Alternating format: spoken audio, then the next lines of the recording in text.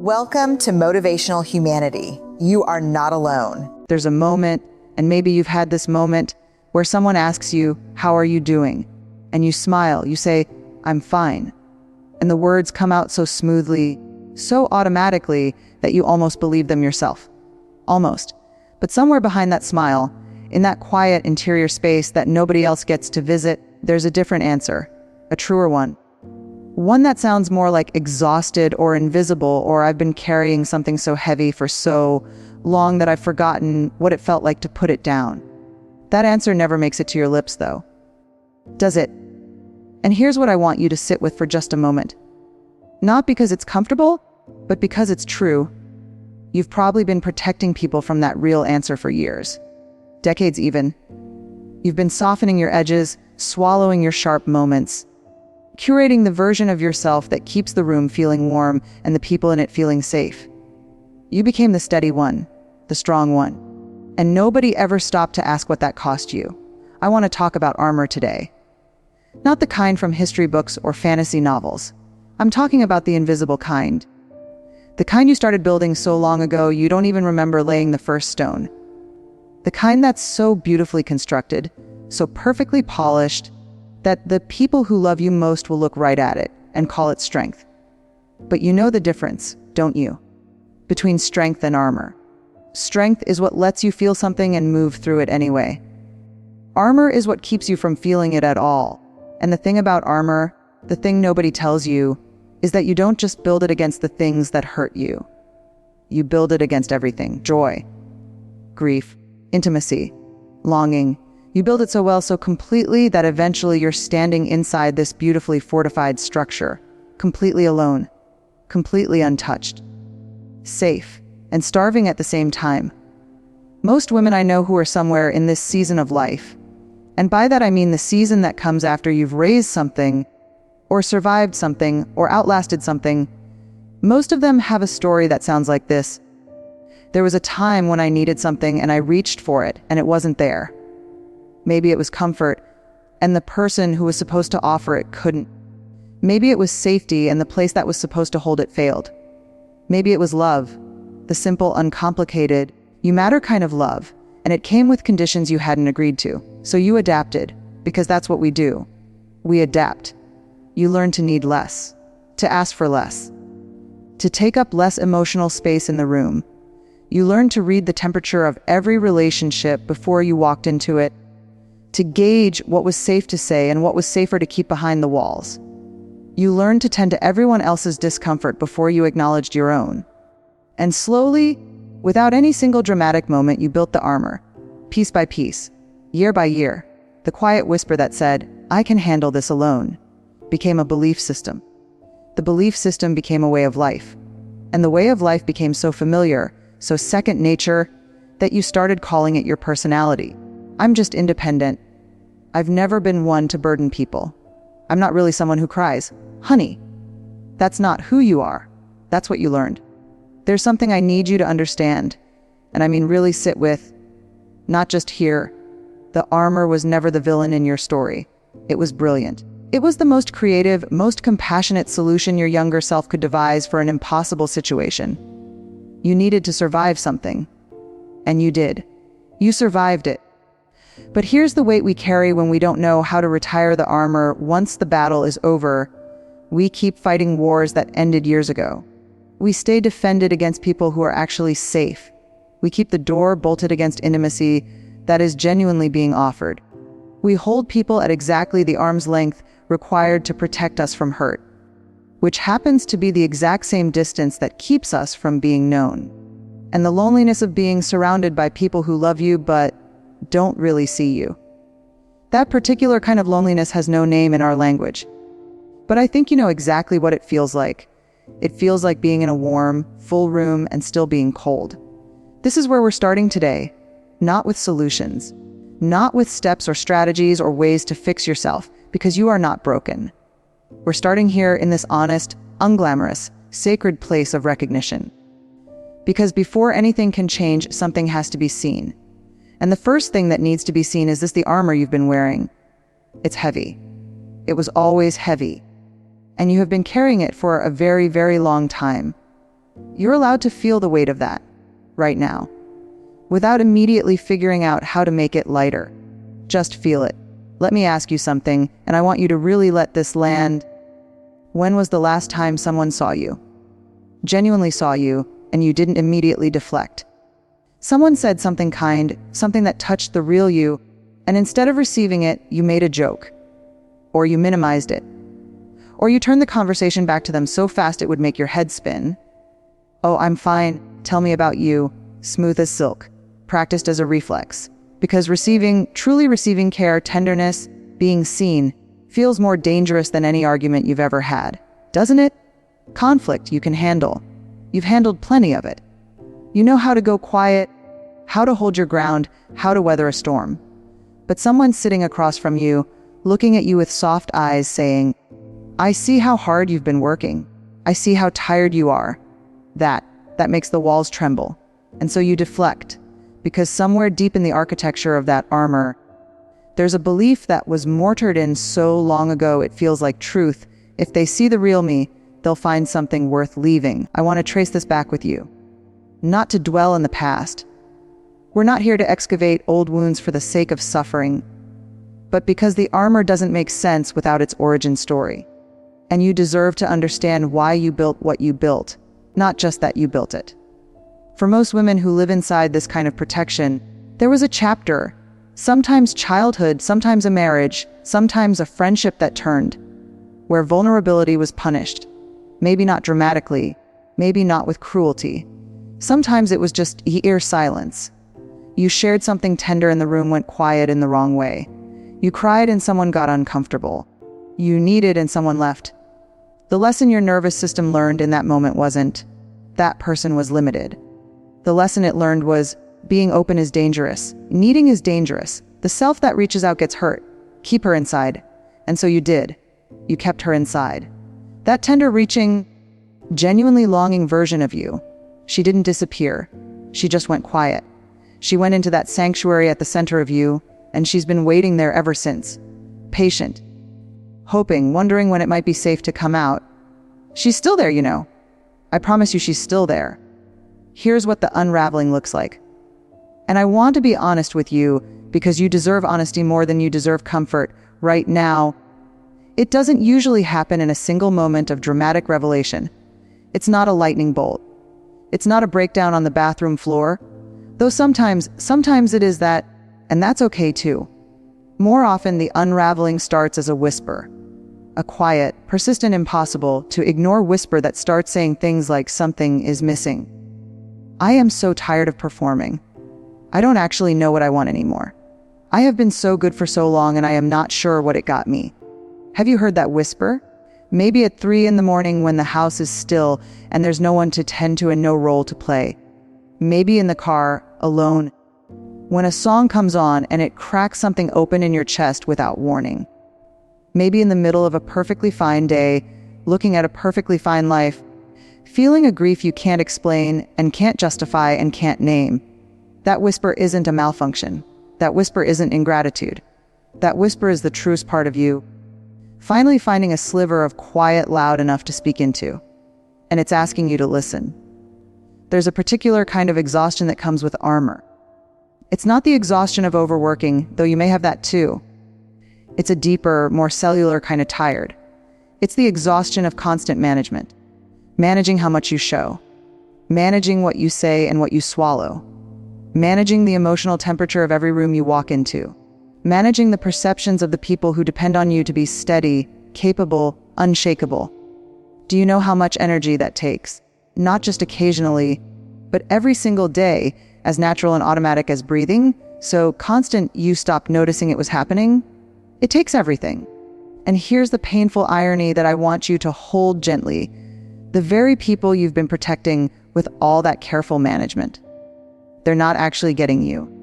They're getting the managed version, the curated version, the version that keeps the peace and smooths the edges and never, ever asks for too much. They love that version. Of course they do. But they don't know the other one. And neither, maybe, do you anymore?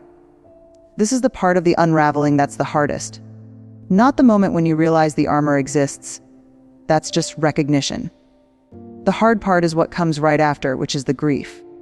Because when you start to see the armor clearly, you also start to see everything it cost you. The relationships you held at arm's length that might have held you back if you'd let them.